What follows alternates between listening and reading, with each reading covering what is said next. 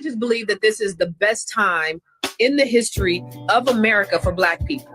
Now, hear me out. This is the best time. We see all these things taken away. Listen, this has always happened to Black people. We've always had to figure some shit out. Everything that you see, everything good, we on the bottom, everything bad, we on the top. That's kind of been how it's been.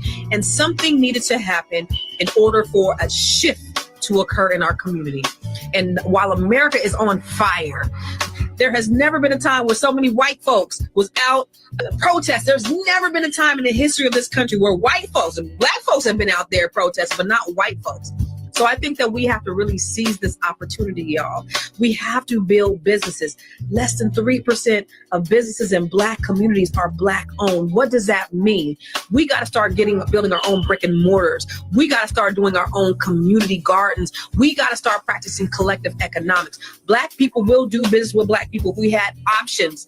We have $2 trillion of spending power. Less than 2% is spent within our community. We got to change it. Well, the reason why less than 2% is spent in our community is because we don't have enough businesses to spit with. Black people, it's time to rise up in times such as this. They are firing us. They are letting us go. So what does that mean? We got to build our own tables. We got to build our own houses.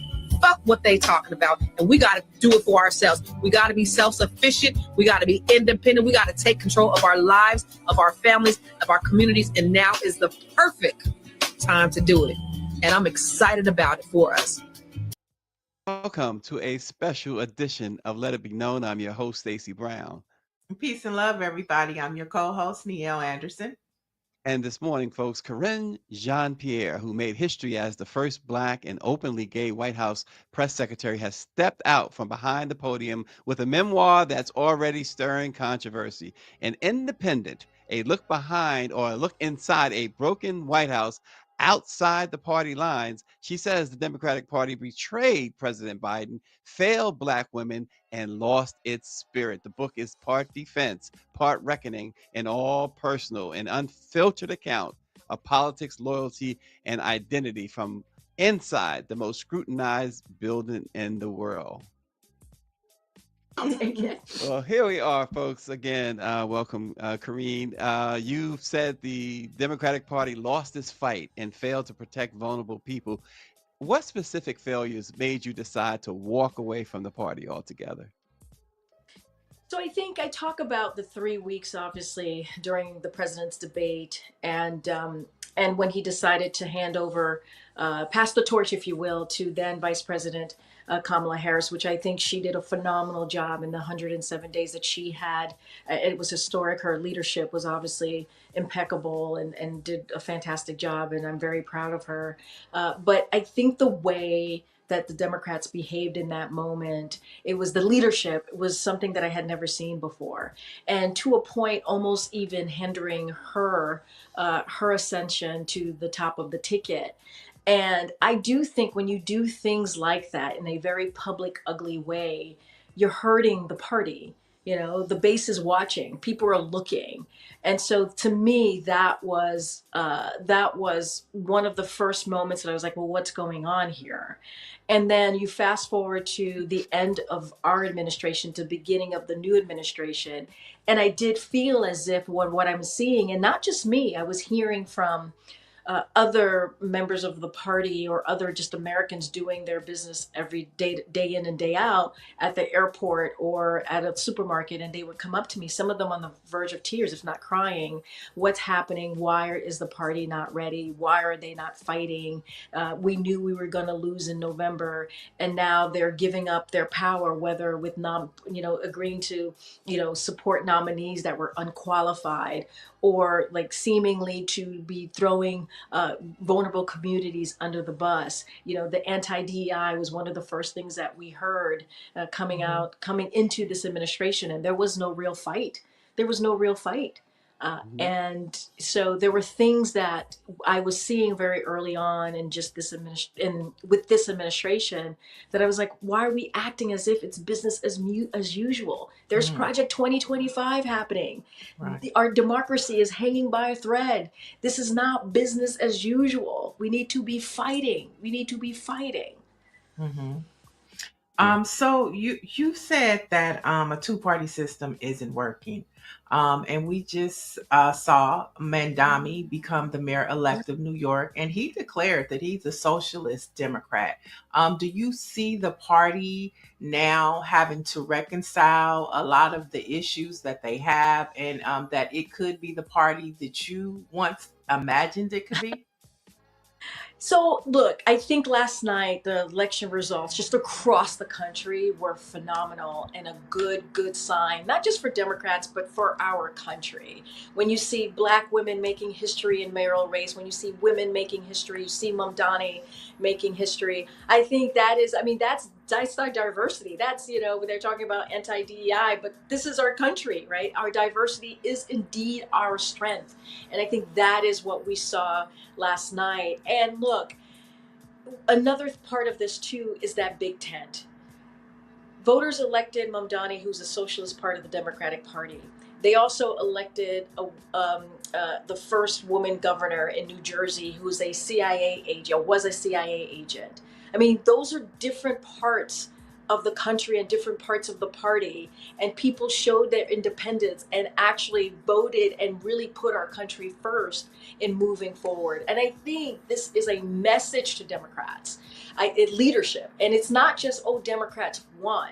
It should be, oh, we hear you, the American people, the Democratic Party, we hear you, and you guys are here in this fight. You guys are paying attention, and you have these candidates who actually ran in a way that they listened to people, they went into a community, and there should be lessons that the Democratic Party leaders should be learning from the Mamdanis and even from the Shirelles.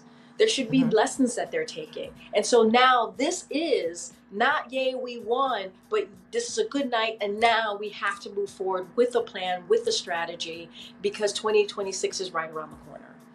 Karine, you mentioned about business as usual. I got to ask you this because the Supreme Court did something that they should not have done, according to most people, including myself, when they gave presidential immunity. And that ruling, when that ruling came down, of course, President Biden was in office, and when he left, as he was leaving office, he made a point to tell America how much danger they were in. The night before he left, I think it was the night before when he had that conference from the Oval Office. But could he have done something to either not necessarily prevent this because of the powers that the Supreme Court gave him? Because he gave it, we always said he gave it to Trump, but Biden was president at the time, so Biden had those same powers. Could there have been something he could have done to either prevent this or mitigate this? So that's a good question. I'm not an expert at the Supreme Court and what could have happened and what could have been done differently. I'm just not an expert at it. Obviously, it's the Supreme Court is the highest court of the land. And I think what we tried to do is send a really loud message about the danger that we were in and the importance of people staying engaged. I mean, this is truly elections have consequences, right? That's how Trump was able to get three people on the Supreme Court, who were conservative, right? Elections. This is why it is important. One of the messages that I am trying to send to people is, in my book in particular, is the importance of being independent thinkers and really focused on the moment that we're in. I am not telling people to become independents. I'm telling them to become independent thinkers. And the reason why is because there's so much happening. There's misinformation, disinformation. You can't even trust what you read most of the time or see even most of the time. It is on us. It is on us to educate ourselves even more so than ever and hold the powerful people, our leaders, to account. That's why last night was so amazing. I mean, just think about it. Earlier this year, we were told, you know what, Black women should be running. They shouldn't be running. We don't need diversity. We need, we should be really focusing for 2028 on the white guy to be at the top of the ticket. We can't do it. And look what happened this year. Look what happened. The history that was made by women, by Black women, by what we saw in New York City with Mamdani. So their message that they were trying to feed us early this year is wrong. It is flat out wrong. Right. And so that's why that I hope that's the message that comes out from last night's win. That diversity is indeed our strength. And if Hmm. you bring everybody together and you actually speak to them so that they feel heard, we can get a lot of things done. Right. Yeah, you see that on the state and local level from the election that just happened. Black women and even millennials Mhm. becoming mayors and being elected. That's the hope. You talked about black women. I don't know if you remember, but I think it was in 2018 we sat on a panel together at Power Rising with Oh for Leah yes, Daughtry. yes, Yeah. yes. I And remember pre-COVID. yeah, Pre-COVID is yeah, what I recall. I pre-COVID we were remember that in. was in Atlanta. Was that in No, we Atlanta? were in New Orleans. It was New Orleans. New Orleans. So was it okay? Okay. I think Stacey Abrams came. Was it the one where Yeah, Stacey Stacey Abrams Abrams came? came, and that's what I was going to Yeah, get to. We had Stacey Abrams there. We had that's what Kamala I Harris remember. Yeah. there. It was Yep. this. Kamala It was Harris the came. foundation of Black women rising. And to Yep. watch you, and your elevation, and then you become press secretary. And that's where I want to go. When you look at the press secretary now, look at how she handles that room. And then you think about your experience and everything that you went through. I want to know what your thoughts on that are now. And then second part is, what were your takeaways from that experience as press secretary? Yeah, I love this question. So first of all, I do believe the importance of freedom of the press. And I say this all the time because it's really critical that we continue to say that because the press is the fourth estate and they're supposed to hold us all to account, powerful people to account. And what I was doing and other White House press secretaries, obviously before me, in that briefing room that was televised not only in this country but worldwide, is exercising in democracy. And it is important that that works because other people are watching us. And when you take that away, when you put people in the press briefing room who are only going to regurgitate your talking points or your message because they feel like, dear leader, this is what we have to do, then you have state TV. That's North Mhm. Korea. That's Russia. And you are taking away the really critical role of that journalists play. So I just want to make sure that I said that. And then Mhm. to answer the second part of the question, I'll just repeat something that former President Barack Obama said, which was, "Can you imagine if I did that? Can you imagine if I did any of the things that are currently happening?" And there is a Trump standard that exists with the media that's scary and insane, and it's complicit. And Mhm. that's some of the stuff you're seeing. That now, I want to be clear, I have seen some journalists really are starting to hold or have held the administration to account. I think some of them are just trying to figure out how do they deal with everything that's coming at them. But there is a Trump standard that I have seen, and that is problematic. I have a whole chapter in the book about the media. Mm. And tell us, if you will, you were one of, if not other than Dr. Biden, the closest person to the former president in that administration. Um, what would you have said? Not his biggest strength, but his biggest weakness. Yeah. So look, I've had an opportunity to know Joe Biden since 2009 when I worked in the Obama administration, and he's watched me grow and um, watched me become the person that I am today. And he decided. That I would be the person to be White House press secretary because he's known me and watched me for a long time. People seem to think he just plucked me out of nowhere, and I'm like, no, I've actually known the man for a while, and I used to travel with him on Air Force Two when he was vice president. Um, and this is like a kind of a double-edged sword answer that I have for you. I think his biggest strength is compassion, and sometimes his weakness is compassion. When you know you care so much, and then sometimes you may care too much because sometimes it's hard to see clearly when you just have so much heart in the game. Mhm. And, but his compassion is the reason, I think, one of the reasons he got elected in 2020. People were dying. People were losing loved ones because of COVID. And you had a circus happening in the first Trump administration and responding to that. And the country was upside down, the economy and all of the things. And Joe Biden, who had been known for being someone of compassion and care, was able and experience. I think the experience really mattered to Americans. Was able to win and become president. And But so we he we went not, in. He went oh, I'm sorry. trying to make that change. No, he went in trying Yeah. to trying to really deal with multiple crises. But I think compassion could be a strength, and sometimes it could be a weakness at the same time. But let me just quickly add, we don't always agree with our bosses. Was there ever a time you said, "Gosh, Joe, or Mr. President, no, maybe you want to do it this way"? I mean, there are times where we went back and forth, and not going to get into specifics, but Right, certainly. I right. mean, there were things that he pushed me on, and to get answers on, and there are times where I had to share some really difficult information. With what I was hearing from the press, with what was being said, or how things were being covered.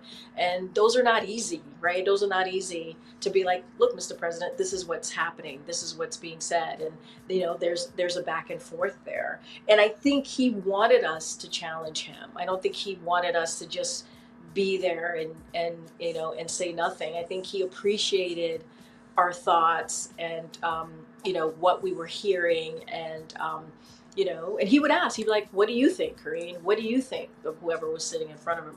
What do you think? He definitely wanted to hear our thoughts and our opinions. That is something that I experienced.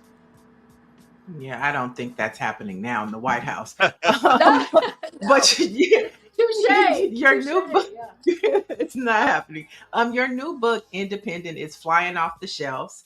And some are saying the book is a roadmap to leaving a two-party system. Would you agree? Yeah. And if not, what would you say you wanted the takeaways to No, be it's about not. your I book? think people have to read the book. People have to read the book. And and what's so interesting is it's nuance, but people don't like nuance nowadays. But the book is nuance. What I am saying is the two-party system is broken because you need a two-functioning party system in order to fight for our democracy, in order for our democracy to be functioning. You have a party that's completely lost their minds and have gone Mhm. down the gutter, to my opinion. And then you had another party that I feel like the leadership wasn't meeting the moment. And so when you have that situation happening, how do you get the trust and the belief of people who are afraid and scared? And I also believe that it shows that there's something wrong with the system, and it should not be just about the two parties. It should be about the people, and that's what I saw last night. The Mhm. people were speaking out. The people showed up, and I would add Mhm. this other piece to it is, look, millions of independents right now. There are millions of independents, millions, and there's a growing number of young people who are becoming independents. That should send a message that people are saying they don't see themselves in the Democratic Party or the Republican Party. And what also should send a message is that when there's a primary, most independents, because there are a lot of closed primaries, can't participate. So we have to meet the moment of where we are with the system as well. And I'm very clear Mm. too. I'm not talking about a third party. I'm not for a third party. I talk about that in the book. That's not my thing. It has been problematic in the past. But I do believe people should be independent thinkers because of what's happening in this moment, the information that's coming at us, the misinformation, disinformation. We have to be fact checkers. We have to hold our leaders accountable. So there's this independent thinking that I truly believe in. And so there are problems with the system. There are things that need to be fixed. I am still aligned with the Democratic Party, but now I want to see if I can make change from the outside. And you just said the books are flying off the shelf. So that means there's a conversation. People are engaged, Right. and there's a conversation that's happening. And what I'm telling people, especially young people, is to please get engaged, is to please get involved. Don't be disillusioned, because we need you. Look, 60 years of damage has been done from this administration in 10 months. That means Mm. when we finally, hopefully, get Trump out, that we have to rebuild. We have to rebuild the education department. We have to rebuild all of these agencies, and we can't rebuild them the same. We have to reimagine what that looks like. And I believe those conversations should happen now. Yeah, I just want to say I'm so glad that you clarified that, because for the past 3 to 4 weeks, they said you left the party, that you left the Democratic Party, and that you were an Well, no, independent. no, but I That- am. I did leave the Democratic Party. I did. But I am Okay. saying is I don't want a third party. I'm sorry, I must have Okay. misconstrued my answer. I am. But I want to make change from the outside. I am not telling people to God, become okay. independent. I'm explaining myself and explaining the importance. That's what I said. It's very nuanced. It's very, very nuanced. But what Mhm. I'm trying to do is start a conversation, and the conversation has started. I'm a private citizen right now, and I'm trying to figure out where's my voice in this moment. And so I didn't mean to misspeak there, but I do believe I am one person, and I hope to use my platform in a way that matters. And a lot of the things that I'm Well, saying is what people are feeling. The Democratic Party is unpopular right now mhm. because people are disillusioned and upset with what's happening with our leadership. Yeah. We realize we're gonna soon run out of time. Each of us probably has at least one more question. I know our producer has a question for you, but I'm gonna ask mine first, and that is, Okay. you've been so busy that I'm pretty sure you probably are not keeping up with a lot of the press surrounding your tour, your book tour, Yeah. especially the negative side, Yep. right? Because you have some, including some of your colleagues, your ex-colleagues, saying that you've made yourself Yeah. the story and not the message. Do you believe your personal journey in any way overshadows your political argument? I mean, here's the thing, and I don't know who those colleagues are. Obviously, they're not named. Um, and one of the things that I did here is I use my identity too much, which is like, what does that even mean? Who can tell Right. me how I identify myself? When I walk into a room, I'm automatically stereotyped because I'm a Black woman, and that's what people Yep. see. And the criticism that I got while I was White House press secretary was about me being a Black woman. Right? I mean, that's the criticism that I would get. And so now to say that I can't tell my story, that I can't speak, just because you don't like the messenger doesn't mean that I don't have the right to speak. And that's the problem. I think it's the message that is bothering them. It's the messenger, probably. It's the messenger that's bothering them. And no one has any right to tell me how I identify myself, how I see myself, and how I want to speak to things that matter to me and the communities that I love and care about. And that's their issue, not mine. Absolutely. Mhm. Couldn't agree more. Go Oh, ahead, Niel. right. Last question. Where should we expect to see you next? Are we going to see you on the news circuit? Are we going to see you behind some campaigns? Are we going to see you running for for something? Where can what's Well, next? one of the things that I'm enjoying is going to universities and talking to young people and getting them engaged and excited about being part of the process. I do want young people to run for office, get engaged in the process, and I believe, and I say to them, if you want to make a change, get involved. Even think about running for office. One of the things, there are a couple of projects that I'm really excited about. One of them is, I don't know if you've ever heard of Ethel Payne and Alice Dunnigan. They were the Of two course. first Black women. Yeah, right? Two first Black women journalists that were part of the White House press corps. And I recently have acquired the rights to their books, and I want to tell their story. And they were Nice. amazing. Nice. They have an amazing story, both of them, obviously respectively. And just think about it, they were part of the White House press corps 75 years ago. Like, just think about Eisenhower. I mean, they were trying to ask questions of President Eisenhower, and he wouldn't take their questions. They were surrounded by the boys' club, and they had to figure out how to manage and maneuver these spaces and report back to their community, the Black community. That was their job, is to report back. And so I want to tell those stories. I want to tell stories of people who people may not know fully, or their voices haven't gotten lost in history. And so those are projects that I want to work on and that I want to do. They were part of the Black press, and they were also a part of the National Newspaper Publishers Association. So they're from Yes. our family. We are their descendants. Yes. And you guys, That's a right. couple of years ago at the Correspondents Association dinner, they were awarded. Yep. And they should, they deserve that, and we appreciated that. And we always appreciated, Yeah. Karine, how you and the former president did talk a lot about the Chicago Defender, the Black press. We appreciate that a lot. Absolutely, So because thank you so we much. have to know where it began. You got to know where it began, and that's how I learned about them, from the White House Correspondent Association dinner. And I was like, oh wow, I myself had not heard of them. Yeah. Oh. I'm looking forward to seeing that. I can't wait. Yeah, absolutely. Oh, Karine a lot of work to do, Jean-Pierre. but I'm. Bye, guys. Thank you so much. Appreciate it. We appreciate you. Wow. Bye-bye. Peace and love.